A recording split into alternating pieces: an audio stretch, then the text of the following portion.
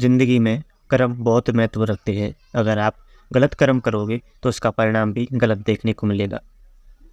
ऐसा ही अब राजनीति में चल रहा है। कांग्रेस ने अयोध्या का जो निमंत्रण आया था प्राण प्रतिष्ठा तक का, वो ठुकरा दिया है, यानी कि उसको अस्वीकार कर दिया है। मतलब कांग्रेस का कोई भी व्यक्ति राम मंदिर में प्राण प्रतिष्ठा में शामिल नहीं होगा। राम मंदिर ट्रस्ट की तरफ से उन कई नेताओं को, बड़े नेताओं को जो है वो निमंत्रण भेजा गया। तो ऐसे में अब कांग्रेस ने साफ मना कर दिया। जहाँ पर कांग्रेस आती है तो नाम में एक ही शब्द गूंजने लगता है कि वो हिंदू विरोधी शब्द। अब ये हिंदू विरोधी शब्द क्यों गूंजने लगता है? क्योंकि जहाँ कांग्रेस भाजपा का विरोध करती है, भाजपा अपने तरीक़ों को एक हथियार के रूप में लेती है, अपने तरीक़ों को इस तरह से आजमाती है कि वो सोच भी नहीं सकते, कांग्रेस वाले विपक्ष वाले सोच भी नहीं सकते कि भाजपा इस तरीके को इस तरह से आजमा सकती है।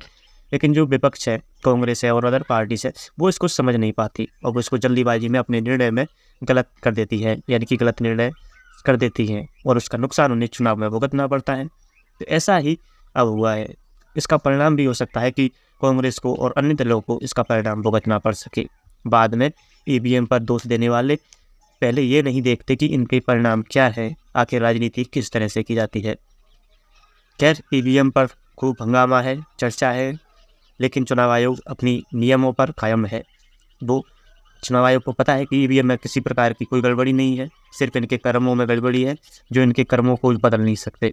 यानी कि इतिहास में 22 जनवरी अमर हो जाएगी। राम मंदिर के बनने से बाकी लोगों का व्यापार बढ़ेगा, बाकी लोगों में रोजगार बढ़ेगा और उनकी आय बढ़ेगी। मंदिर से के साथ साथ उत्तर प्रदेश का विकास भी होगा, उस क्षेत्र का विकास होगा।